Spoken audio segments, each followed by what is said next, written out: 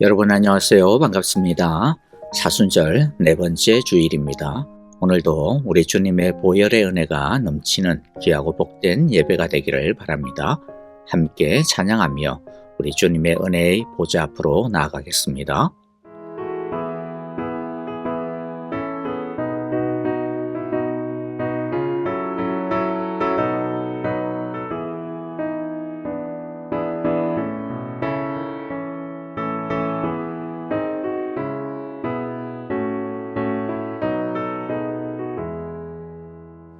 만왕의 왕 내 주께서 왜 고쳐 당해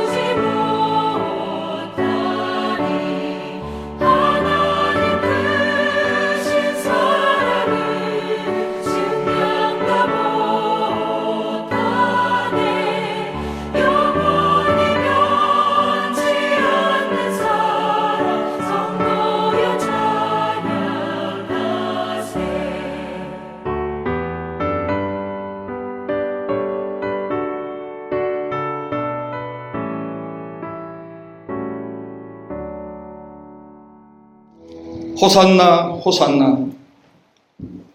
이 자리에 임재하셔서 올려드리는 저희들의 예배를 받아 주시옵소서. 감사와 찬송과 경배를 받으시기에 합당하신 하나님 아버지, 거룩한 주님의 이름을 높이며 이 시간 예배의 자리로 불러주심을 감사드립니다. 지난 한 주간도 일할 때나 쉴 때나 기쁠 때나 슬플 때에도 늘 우리와 함께 하시며 보이지 않는 손으로 붙드시고 인도하신 주님의 은혜에 감사와 영광을 올려드립니다. 그 한량없으신 은혜를 기억하며 신령과 진정으로 올려드리는 저희들의 예배를 기쁘게 받아 주시옵소서. 이 시간 우리의 마음을 새롭게 하시고 흩어졌던 생각과 마음을 거두어 오직 하나님께 집중하는 예배가 되게 하여 주시옵소서. 은혜의 하나님, 지난 한 주간의 삶을 돌아봅니다. 매일 주님께 받은 은혜가 많았음에도 불구하고 그 은혜에 합당하게 살지 못했음을 고백합니다. 거친 생각과 말과 행동으로 하나님께 기쁨이 되지 못했던 우리들의 모습을 용서하여 주시옵소서. 때를 따라 도우시는 하나님의 선하심을 온전히 믿지 못하고 마음 한가운데 교만과 염려와 불평과 근심으로 살았던 우리의 연약함을 불쌍히 여겨 주시옵소서. 십자가 앞에 서면 자랑할 것이 하나 없는 죄인임을 고백합니다. 주의 은혜가 아니면 단 하루도 살 수 없는 존재들이오니 우리를 긍휼히 여겨 주시옵소서. 사순절 시간을 보내며 주님의 사랑과 고난, 십자가의 부활과 생명을 묵상합니다. 우리의 완악한 마음을 깨트려 주시고 우리의 마음을 더욱 겸손하게 하시며 세상을 바라보는 우리의 눈이 오직 주님을 향하게 하옵소서. 주님 닮기를 소원하는 은혜의 사순절 되도록 우리를 인도하여 주시옵소서. 또한 목적이 이끄는 삶이라는 제목으로 날마다 생수와 같은 생명의 말씀을 공급해 주심에 감사드립니다. 우리의 삶이 우연의 산물이 아니라 하나님의 계획과 목적 속에서 창조된 귀한 존재라는 사실을 깨닫게 하시니 감사합니다. 우리의 생각과 말과 행동이 하나님께 영광이 되는 삶, 하나님을 기쁘게 하시는 삶이 되게 하시고 하나님의 목적을 따라 살아가는 믿음의 사람들이 되게 하여 주시옵소서. 매일매일 이어지는 새벽 기도와 릴레이 기도를 통해 하나님을 미소 짓게 하는 복된 사순절 기간으로 축복하옵소서. 우리의 어린 자녀들과 청년들의 예배를 기쁘게 받아 주시옵소서. 그들의 꿈과 미래를 주님의 손에 올려드립니다. 주님께서 친히 길을 열어주시고 세상의 길이 아니라 하나님의 길을 걷게 하시고 그들의 걸음걸음마다 하나님의 선하신 인도하심으로 축복하여 주시옵소서. 믿음과 감사로 11조와 감사 헌금, 성교 헌금과 각종 예물을 정성껏 구별하여 올려드리는 성도들의 손길을 기억하여 주옵소서. 그들의 가정과 자녀와 일터와 사업을 축복하시고 수고하는 손길 위에 형통함을 더하여 주셔서 하나님 나라를 위해 더욱 귀하게 쓰임받는 성도들이 되게 하여 주시옵소서. 오늘 올려드리는 모든 예배의 순서 위에 하나님께서 함께하여 주시고 말씀 전하시는 목사님께 성령의 기름 부음을 더하여 주옵소서. 전하는 말씀을 통하여 우리가 거듭나는 은혜를 허락하시고 오늘부터 우리 모든 성도가 나는 예수 그리스도의 종입니다 라고 고백하며 그 삶을 살아가는 복된 예배 시간 되게 하여 주시옵소서. 이 모든 말씀 우리 삶의 목적이 되시는 우리 구주 예수 그리스도의 이름으로 간절히 기도드렸습니다. 아멘. 이제 우리 함께 오늘 말씀의 은혜를 나누도록 하겠습니다. 오늘은 목적이 이끄는 40일 21번째 날입니다. 교회를 보호하기라고 하는 주제로 은혜를 나누도록 하겠습니다. 우리 하나님께서 우리에게 주신 삶의 두 번째 목적, 교제, 우리는 하나님의 가족으로 태어났다라고 하는 주제의 마지막 주제가 되겠습니다. 교회를 보호하기. 우리 함께 하나님의 말씀을 먼저 읽겠습니다. 에베소서 4장 3절입니다. 평안에 매는 줄로 성령이 하나 되게 하신 것을 힘써 지키라. 골로새서 3장 14절 말씀도 같이 읽어보겠습니다. 무엇보다 사랑이 너희의 삶을 인도하게 하라. 그러면 교회 전체가 완벽한 조화를 이루게 될 것이다. 아멘. 교회의 하나됨을 보호하는 것은 우리의 책임입니다. 교회의 하나됨은 신약 성경에서 천국이나 지옥보다 더 많이 언급될 정도로 중요한 것입니다. 하나님은 우리가 서로 하나 되고 조화롭게 지내기를 간절히 원하십니다. 하나됨은 교제의 영혼입니다. 하나됨이 파괴되는 것은 그리스도의 몸에서 심장이 찢겨가는 것과 같습니다. 하나됨은 하나님이 우리가 교회에서 삶을 함께 경험하기를 바라시는 방법의 본질이자 핵심입니다. 우리의 연합을 위한 최고의 모델은 삼위일체의 하나님이시고 우리도 우리 하나님들처럼 연합하기를 원하십니다. 하나님은 희생적 사랑, 겸손한 이타주의, 완벽한 조화의 최고의 모범이 되십니다. 하늘에 계신 아버지는 모든 부모와 마찬가지로 자녀들이 서로 잘 지내는 모습에 기뻐하십니다. 예수님은 로마 군인들에게 체포되기 전 마지막 순간에도 우리의 하나됨을 위해 뜨겁게 기도하셨습니다. 그 고통스러운 시간 동안 예수님께 가장 중요했던 것은 바로 우리의 하나됨이었습니다. 이것은 이 주제가 얼마나 중요한지를 단적으로 보여주는 것이라 할 수 있을 것입니다. 하나님께 교회보다 더 소중한 것은 없습니다. 왜냐하면 그분은 교회를 위해 가장 큰 값을, 가장 큰 희생을 치르셨기 때문입니다. 그래서 분열, 갈등, 불화로 인해 치명적인 손상에서 교회를 보호하기를 원하십니다.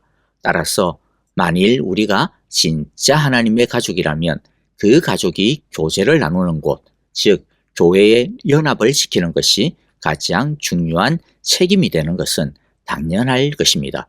우리는 하나됨을 지키고 교제를 보호하며 교회 가족과 모든 신자 사이에 화합을 이루기 위해 할 수 있는 모든 일을 하라고 예수 그리스도께 사명을 받았습니다. 성경은 이렇게 말씀합니다. 에베소서 4장 3절입니다.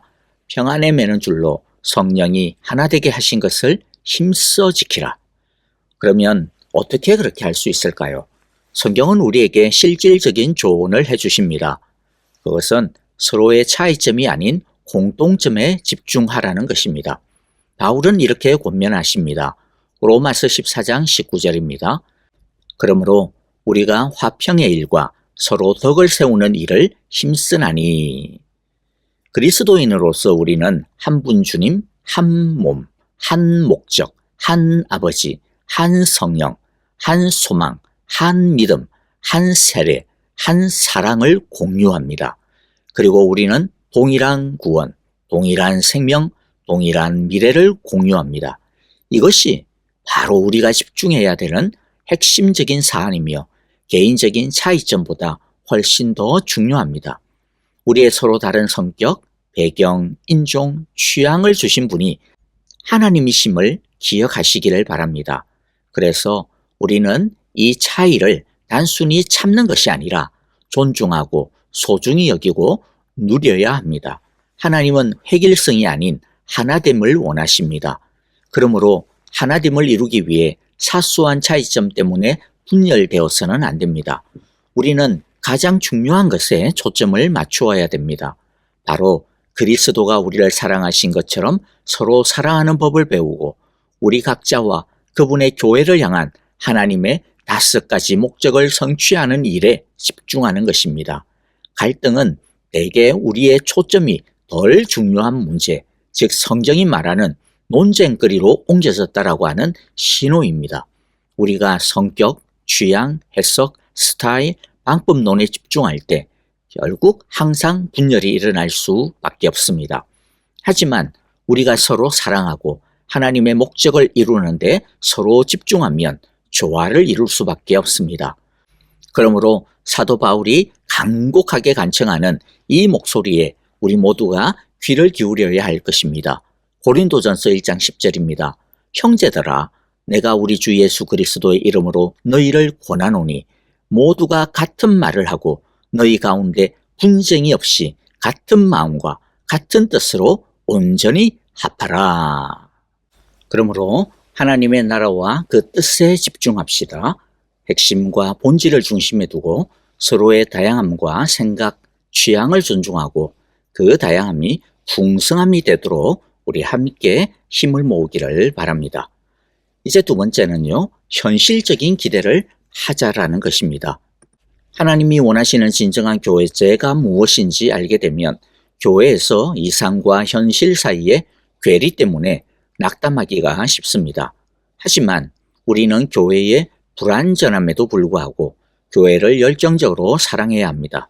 현실을 비판하면서 이상을 갈망하는 것은 미성숙의 증거입니다.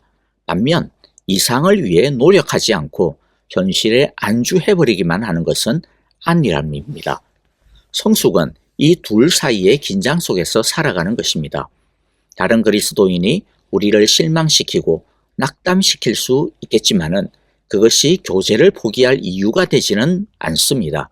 그들이 가족처럼 행동하지 않더라도 그들은 우리 가족이고 우리는 그들을 떠날 수가 없습니다. 오히려 하나님은 우리에게 이렇게 명령하고 있습니다. 에베소서 4장 2절입니다. 모든 겸손과 온유로 하고 오래 참음으로 사랑 가운데서 서로 용납하고. 사람들은 많은 타당한 이유로 교회에서 멀어지곤 하죠. 갈등, 상처, 위선, 무시, 인색함, 율법주의, 그 밖의 죄들이 그 이유가 됩니다. 물론 이런 것들이 문제긴 문제죠. 하지만 이런 이유로 충격받고 놀라기보다는 우리는 교회가 우리를 포함한 죄인들로 구성되어 있다고 하는 사실을 좀 생각해야 할 필요가 있는 것 같습니다. 우리는 죄인이기에 의도적이든 아니든 간에 서로에게 상처를 줄 수밖에 없습니다. 우리는 비록 상처와 실망을 느꼈다 하더라도 교회를 떠나려고만 하지 말고 가능하면 남아서 문제를 해결해 보려고 모색하는 것이 필요할 것 같습니다. 도망치는 것이 아니라 화해하는 것이 더 성숙한 인격과 더 깊은 교제로 나아가는 길이 됩니다. 교회에 실망하거나 환멸을 느낀다고 해서 떠나는 것은 너무나도 안타까운 일입니다. 하나님은 서로 다른 사람들이 모여서 함께 배우고 성장하기를 원하십니다.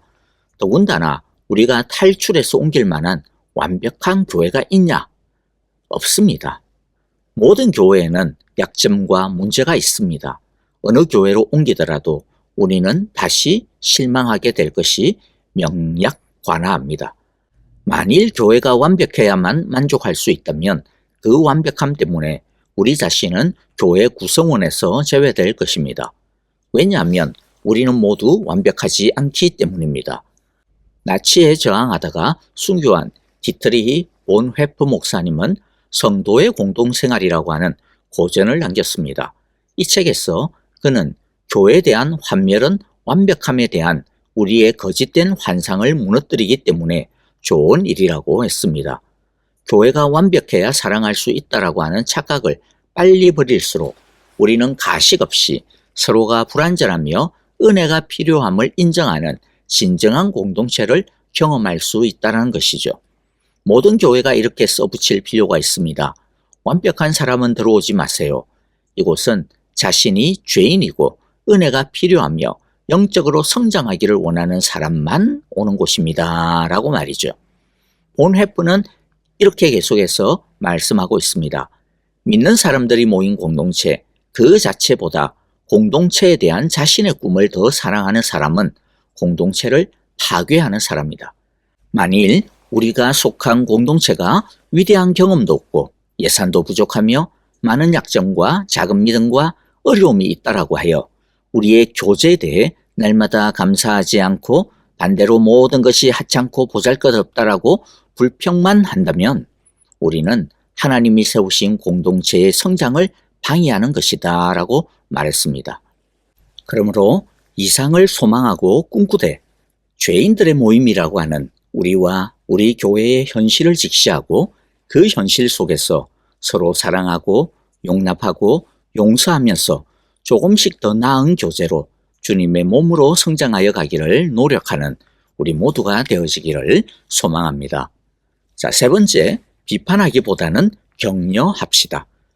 공동체에 참여하여 섬기고 헌신하는 것은 어렵습니다. 하지만 방관자의 입장에서 섬기는 사람들을 비판하는 것은 쉽습니다. 그러나 하나님은 서로를 비판하거나 비교하거나 판단하지 말라고 거듭 경고하십니다. 우리가 다른 그리스도인이 진실한 마음으로 행동하고 있는 것을 비난한다면 그것은 하나님의 일을 방해하는 것과 똑같습니다. 성경은 이에 대하여 이렇게 엄중히 경고하고 있습니다. 로마서 14장 4절입니다. 남의 하인을 비판하는 너는 누구냐? 그가 서 있는 것이나 넘어지는 것이 자기 주인에게 있음에 그가 세움을 받으리니 이는 그를 세우는 권능이 주께 있음이라.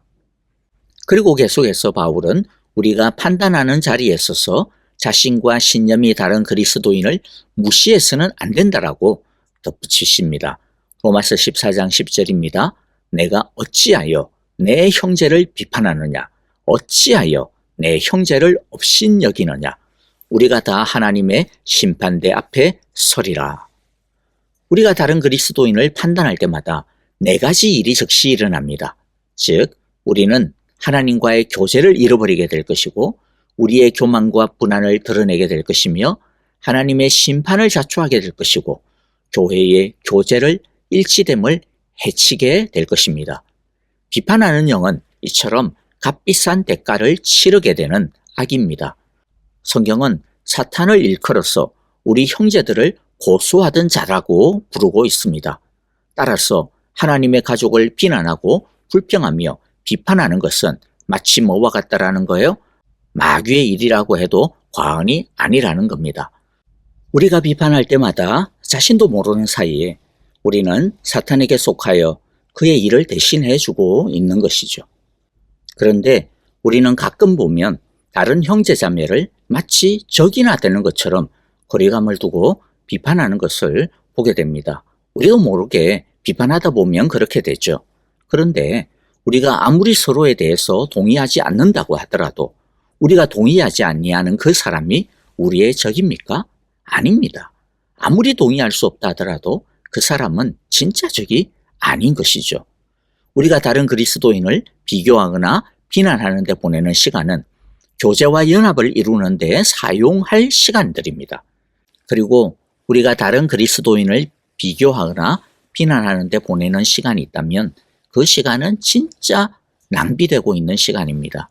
왜냐하면 그 시간은 우리가 교제와 연합을 이루는 데 사용해야 될 시간이기 때문이죠. 그래서 주의 말씀은 이렇게 우리에게 부탁하고 있습니다. 로마서 14장 19절입니다. 그러므로 우리는 서로 사이좋게 지내는 일에 힘을 다하고 뜻을 모아야 합니다. 격려의 말로 서로 도와주십시오. 흠을 잡아 풀이 죽게 만들지 마십시오. 그러므로 비판하는 데 시간과 에너지를 쏟지 말고 그럴 시간과 그럴 힘으로 도리어 격려하고 경청하고 서로 사이좋게 지내는 일에 뜻을 모으고 힘을 다하는 우리 모두가 다 되어지시기를 간절히 기도하고 축복합니다. 자, 이제 네 번째는요. 험담을 귀담아 듣지 말아야 합니다. 험담은 문제의 일부도 아니고 해결책의 일부도 아닌데 그냥 그 정보를 전달하는 거죠. 게다가 그것도 왜곡되어진 정보를 전달하는 게 거의 대부분입니다. 우리는 험담을 퍼뜨리는 것이 잘못인 줄을 잘 알고 있습니다. 하지만 교회를 보호하려면 험담을 퍼뜨리지 않을 뿐만 아니라 험담하는 것에 귀를 기울여서도 안 됩니다. 그것은 마치 훔친 물건을 받는 것과 같습니다. 우리가 험담에 귀를 기울이고 험담을 하도록 가만히 내버려 두면 우리도 험담을 하는 그 사람과 똑같이 죄를 짓는 것입니다. 누군가 우리에게 험담하기를 시작하면 용기를 내어 이제 그만하세요. 저는 그것을 알 필요가 없습니다. 그 사람과 직접 이야기해 보셨나요? 이렇게 말해야 됩니다. 우리에게 험담을 늘어놓는 사람은 우리에 대해서도 결국에는 험담할 것입니다. 그들은 신뢰할 수가 없는 겁니다. 다시 말씀드리지만 우리가 다른 사람에 대한 험담에 귀를 기울인다면 하나님은 우리를 같은 악을 행하는 자라고 부르실 것입니다. 잠언 17장 4절에 보니 악을 행하는 자만이 악을 행하는 자의 말을 듣는다 같다라는 거죠. 그리고 또 유다서 1장 19절에도 보니 그들은 교회를 분열시키고 자기들만 생각하는 자들입니다. 누가요? 험담을 하는 사람과 험담을 듣는 사람, 다 그게 바로 그들입니다. 여러분, 하나님의 양떼가 받는 가장 큰 상처는 대개 늑대 때문이 아니라 다른 양 때문이다 라고 하는 말이 있는데, 그런데 문제는 이것이 명백한 사실이고 현실이라는 거죠. 이런 사실은 너무나도 가슴이 찢어지는 문제이고 현실입니다. 바울은 동족을 잡아먹는 식인종 같은 그리스도인들이 교제를 해치는 것에 대해서 경고하고 있습니다. 성경은 이런 사람들을 피해야 할 대상이라고 말하고 있습니다. 잠언 20장 19절에 보니 두루 다니며 한담하는 자는 남의 비밀을 누설하나니 입술을 벌린 자를 사귀지 말지니라. 교회나 소그룹의 갈등을 가장 빨리 해결하는 방법은 험담을 퍼뜨리는 이들과 사랑으로 대면하고 그것을 멈추도록 요구하는 것입니다. 솔로몬은 이렇게 지혜를 가르쳐주고 있습니다. 잠언 26장 20절에 보니 나무가 다하면 불이 꺼지고 말쟁이가 없어지면 다툼이 쉬느니라. 그러므로 험담하기보다는 기도합시다. 험담의 귀를 솔깃하기보다는 하나님의 말씀에 오히려 귀를 기울입시다. 험담은 우리 교회에서 발도 못 붙이게 되어지기를 바랍니다. 다시 강조합니다. 말보다 기도합시다. 그러면 험담의 썩은 냄새는 물러가고 사랑과 평화의 향기가 가득하게 될 것입니다. 자, 이제 5번째는요. 갈등을 해결하는 하나님의 방법을 익혀야겠습니다. 어제 언급한 원칙 말고도 예수님은 교회의 갈등을 해결하는 간단한 3단계의 과정을 제시해 주고 있습니다. 마태복음 18장 15절부터 17절 메시지 성경으로 한번 읽어보겠습니다. 함께 믿는 동료가 너에게 상처를 주거든 가서 그에게 말하여 둘 사이에서 해결하여라. 그가 들으면 너는 친구를 얻는 것이다. 그가 듣지 않거든 다른 한두 사람을 데리고 가서 다시 말해보아라. 증인이 있으면 일이 공정해질 것이다. 그래도 그가 듣지 않거든 교회에 말하여라. 우리는 갈등이 있을 때 상대방에게 용기 있게 사랑으로 진실을 말하기보다는 제3자에게 불평하고 싶은 유혹이 들죠. 하지만 이것은 상황을 더 악화시킬 뿐입니다. 그 대신 우리는 관련된 사람에게 직접 가야 합니다. 개인적으로 대면하는 것이 항상 첫 번째 단계이고 이는 빠를수록 좋습니다. 만일 2사람만으로 문제가 해결이 안 된다면 그 다음 단계는 문제를 확인하고 관계를 회복하기 위한 한두 증인의 도움을 받는 것이죠. 만일 상대방이 계속해서 고집을 부린다면 어떻게 해야 될까요? 예수님은 교회에 알리라고 말씀합니다.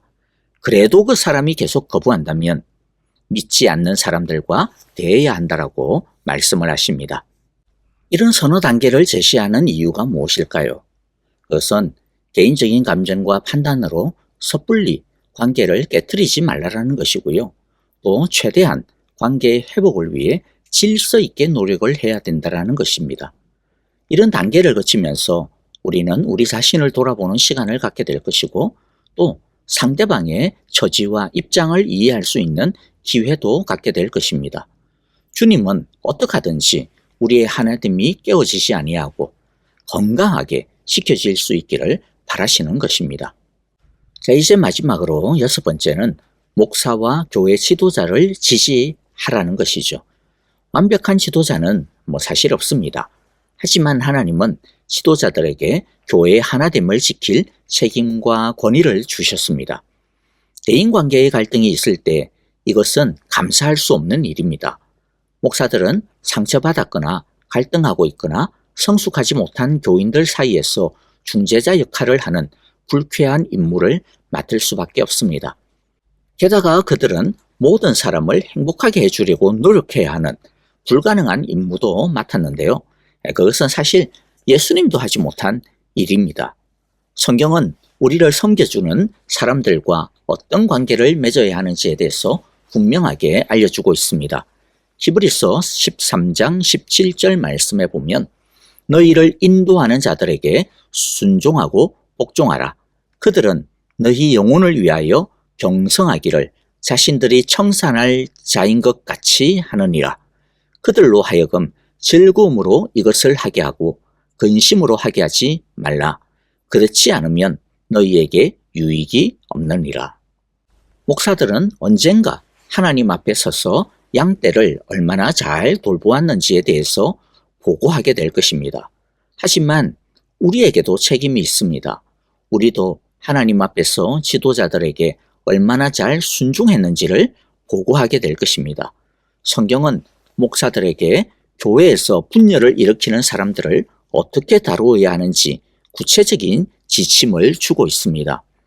그들과 논쟁하지 말고 반대자들이 변화되기를 기도하면서 부드럽게 가르치며 논쟁하기를 좋아하는 사람들에게 경고하고 조화와 연합을 구하며 지도자들을 무시하는 사람들을 책망하고 두 번의 경고를 무시하면 그들과의 관계를 끊어야 한다. 이러한 지침을 알려주고 있습니다. 우리를 영적으로 인도하고 섬기는 사람들을 존중하면서 우리는 교회를 보호해야 합니다. 그리고 이 책임은 목사와 지도자들에게만 있는 것이 아니고 하나님은 우리 성도들에게도 교회를 보호할 책임을 맡기셨습니다. 그러면 우리는 어떻게 해야 할까요? 우리는 우리를 영적으로 인도하고 섬기는 사람들을 존중하면서 우리는 교회를 보호해야 합니다. 목사와 장로, 영적 지도자들에게는 우리의 격려와 기도와 감사와 사랑이 필요합니다. 우리는 다음과 같은 명령을 주님으로부터 받았습니다. 데살로니가전서 5장 12절 13절입니다. 형제 여러분, 여러분 가운데 수고하고 주님의 말씀을 가르치며 지도하는 분들을 존경하십시오. 여러분을 위해 일하는 그들을 각별한 사랑으로 대해 주십시오. 서로 화목하게 지내기 바랍니다.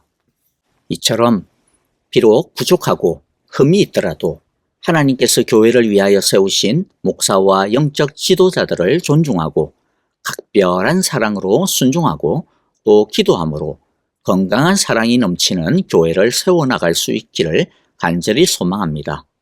자, 이제 오늘의 말씀을 마무리하면서 정리하겠습니다. 나는 여러분이 교회의 하나됨을 보호하고 증진시키는 책임을 받아들일 것을 도전합니다. 여러분이 모든 노력을 기울이면 하나님이 기뻐하실 것입니다. 그것이 항상 쉽지는 않을 것입니다.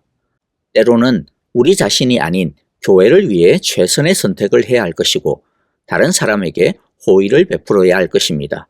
하나님은 이것을 위해 당신을 교회라는 가족 공동체로 부르셨고 이기심을 버리는 방법을 배워야 하는 것도 이 때문입니다.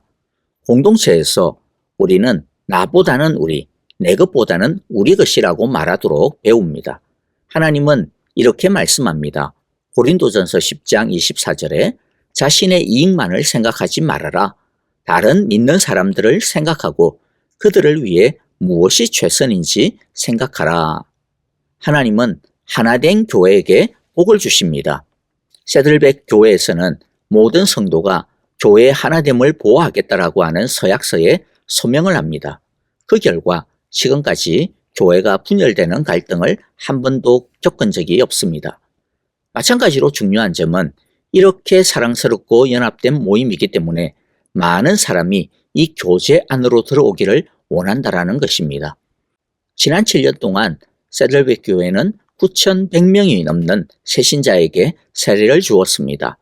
하나님은 자신을 찾아온 초신자를 가장 따뜻한 인큐베이터와 같은 교회로 보내어 주신 것입니다. 여러분, 우리의 교회를 더 따뜻하고 사랑이 넘치는 곳으로 만들기 위해 우리는 어떻게 하고 있습니까? 우리의 지역 사회에는 사랑과 소속감을 갈망하는 사람이 여전히 있을 것입니다. 진실은 모든 사람이 사랑을 필요로 하고 사랑받기를 원한다라는 것입니다. 만약 사람들이 진심으로 서로 사랑하고 아끼는 교회를 발견한다면 우리는 밀려오는 그들을 더 이상 받을 수 없어서 교회 문을 잠가야 할지도 모를 것입니다. 바라기는 우리 사랑의 교회가 이처럼 더 따뜻하고 사랑이 넘치는 곳이 되어서 우리 주께서 많은 영혼을 쉬게 하고 회복하게 하는 그러한 곳으로 사용되어질 수 있기를 간절히 바라고 기도하며 축복합니다. 자, 이제 오늘 내용을 한번 마무리하고 정리를 내보도록 하겠습니다. 자, 오늘 먼저 생각할 점이 무엇이었죠? 오늘 핵심이 무엇입니까? 교회의 하나됨을 보호하는 것이 바로 나의 책임이다. 우리의 책임이다 라고 하는 것이었습니다. 오늘 외울 말씀은요. 로마서 14장 19절 말씀입니다. 그러므로 우리의 화평의 일과 서로 덕을 세우는 일을 힘쓰나니. 다시 한번 더 읽어볼까요? 로마서 14장 19절 말씀. 그러므로 우리의 화평의 일과 서로 덕을 세우는 일을 힘쓰나니. 자, 오늘 삶으로 떠나는 질문 같이 한번 나누어 보겠습니다. 나는 교회의 하나됨을 보호하기 위해 개인적으로 무엇을 하고 있는가?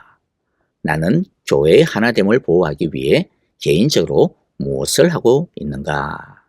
여러분들 오늘 내용과 또 삶으로 떠나는 이 질문 우리 마음 가운데 다시 한번 더 묵상하면서요. 기도했으면 좋겠습니다. 정말 주님 우리 사랑의 교회가 따뜻하고 또 정감이 넘치는 교회가 되게 하소서라고 우리 함께 기도하기를 바랍니다. 하나님께서 영혼을 맡기기에 부족함이 없는 그러한 사랑의 공동체가 되게 하소서라고 기도해 주시고 또 여러분 우리 목장을 위하여서도 우리 함께 기도합시다. 정말로 주의 사랑이 넘치는 목장 되게 하시고 우리 서로가 그러한 사랑의 파수꾼 되게 하여 주소서라고 우리 함께 기도하기를 바라고요. 또 우리 목자 목녀들을 위하여서 기도해 주시고 우리 사랑의 교회 또 저를 비롯하여서 영적 지도자들 우리 교육자들을 위해서도 기도해 주시기를 바랍니다. 이제 우리 다 함께 기도하도록 하겠습니다. 하나님 아버지 감사합니다. 오늘도 주의 말씀을 통하여 주께서 사랑하시는 교회를 향한 우리의 책임과 우리의 사랑의 헌신에 대하여 주님께서 초청하시고 초대하시는 귀한 말씀 주셨습니다. 하나님 아버지 이 말씀 따라 우리들이 주의 몸된 이 교회를 열심히 보호하고 정말로 잘 가꾸어 나가는 우리 모두가 되어지기를 바랍니다. 사랑과 소속감을 갈망하는 사람들이 우리 사랑의 교회에 와서 위로함을 받고 쉼을 얻고 안식을 누리고 사랑을 회복하는 귀하고 복된 은혜의 인큐베이터, 사랑의 인큐베이터가 되게 하여 주옵소서. 아버지 하나님이여 우리 영적 지도자들을 위시하여서 우리 모든 성도들이 다 같은 한 마음 한 뜻이 되어 서로의 다양함과 서로의 생각을 존중하고 그러면서도 하나님의 나라와 그 뜻을 위하여 같은 마음과 본질을 가지고 열심을 다하여 헌신하는 우리가 되게 하여 주시옵소서. 아버지 하나님께서 세우신 이 귀한 우리 사랑의 교회가 주님의 사랑이 넘쳐나는 주님의 사랑의 향기가 물씬 풍겨나는 귀하고 복된 축복된 교회 되게 하소서. 하나님의 영광이 나타나는 교회가 되게 하여 주옵소서. 주님 우리를 지키시고 주의 성령으로 우리를 붙드시며 십자가의 보혈의 그 은혜를 우리에게 부어주시사 사랑을 행하기에 부족함 없는 우리 온 성도들이 될 수 있도록 주의 사랑으로 무장케 하여 주옵소서. 우리의 온 가정이 우리의 온 직장이 참으로 주님의 사랑을 아는 우리를 통하여서 주의 사랑이 더욱더 퍼져나가게 하여 주시고 풍성한 삶을 누리게 하옵소서. 예수님 이름으로 기도하옵나이다. 아멘. 이제는 우리 주 예수 그리스도의 크신 은혜와 하나님 아버지의 귀하신 사랑하심과 우리를 늘 주의 품으로 이끄시며 주님의 사랑 안에 거하게 하시며 어둠 속에서도 주님을 집중하고 주의 선하심을 바라보게 하시는 우리 성령님의 그 신실하심이 이제는 언제나 주님을 기뻐하며 주님을 즐거워하며 그 주님의 사랑 안에서 주님과 함께 행복을 누리며 주님이 원하시는 것을 주님이 기뻐하시는 소원을 나의 소원으로 삼아 주님과 함께 우리의 삶을 경영해 나가고 이끌어 나가기로 오늘도 주님 앞에 사한 제물로 예배드리는 우리 사랑의 교회 온 성도들과 주님께서 축복하시는 귀한 자녀와 모든 가정들 위해 우리의 목적이 이끄는 삶 위에 이제로부터 영원토록 함께 계시기를 축원하옵나이다. 아멘.